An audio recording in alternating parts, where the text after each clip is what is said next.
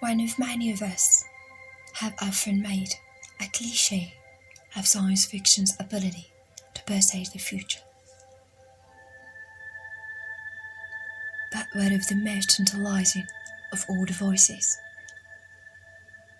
the one in which someone enters a chamber, flips a switch, and is transported to a faraway place or a different time.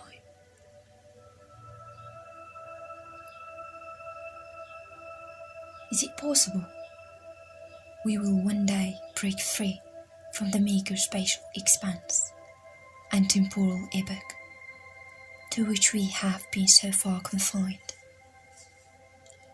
and explore the farthest reaches of space and time?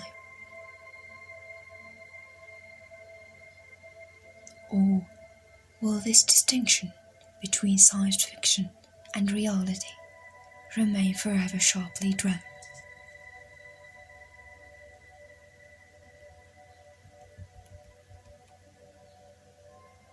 In thinking about time travel, Hawking has raised an interesting point. Why, he asks, if time travel is possible, haven't we been inundated with visitors from the future? Well, you might answer, maybe we have. And you might go further and say, we've put so many time travelers in locked wards that most of the others don't dare identify themselves, of course. Hawking is half joking, and so am I. But he does raise a serious question.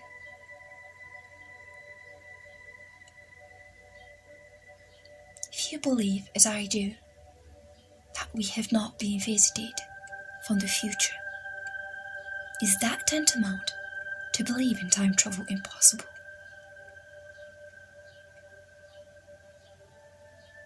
Surely, if people succeeded in building time machines in the future,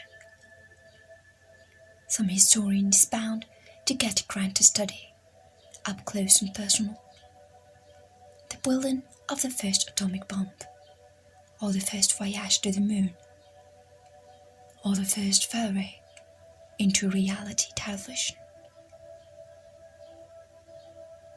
So if we believe no one has visited us from the future, perhaps we are implicitly saying that we believe no such time machine will ever be built.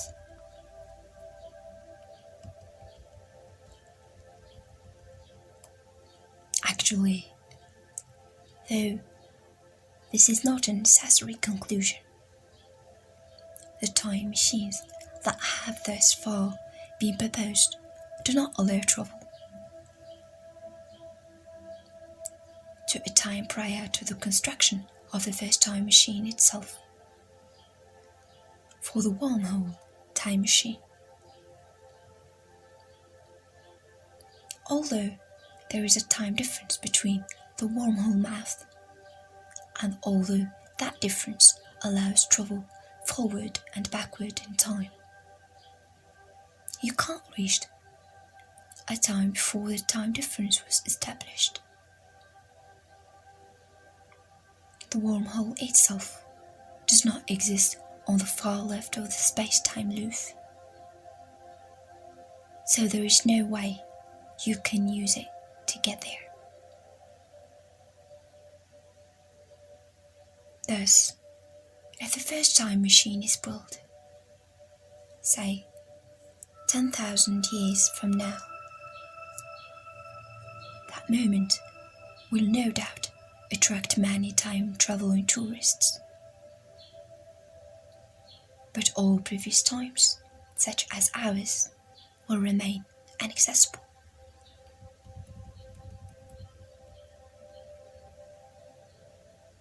I do find it curious and compelling that our current understanding of nature's laws not only suggests how to avoid the seeming paradox of time travel, but also offers proposals of how time travel might actually be accomplished.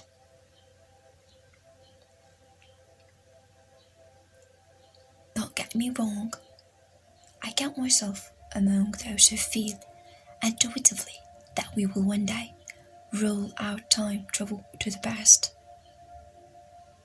But until there is definitive proof, I think it is justified and appropriate to keep an open mind.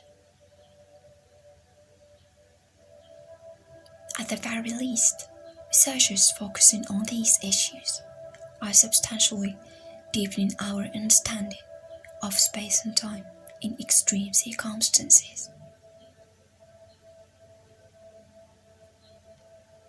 At the very best, they may be taking the first critical steps toward integrating us into the space-time superhighway. After all, every moment that goes by without our having succeeded in building a time machine is a moment that will be forever beyond our reach and the reach of all who follow.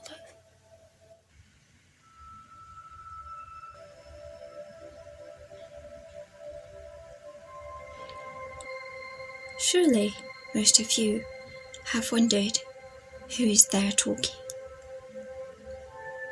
Well, it's just me, Nar Huda, generally known as Anne-Marie. I've always been interested in podcasting, that I do believe that uttered words affect us better. Asterism Club is far from being limited by a few words of description, or even being defined.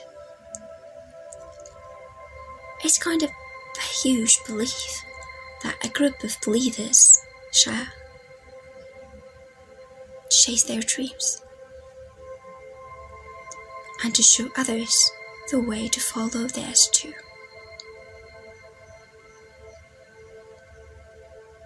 Each episode, a new topic or a new story.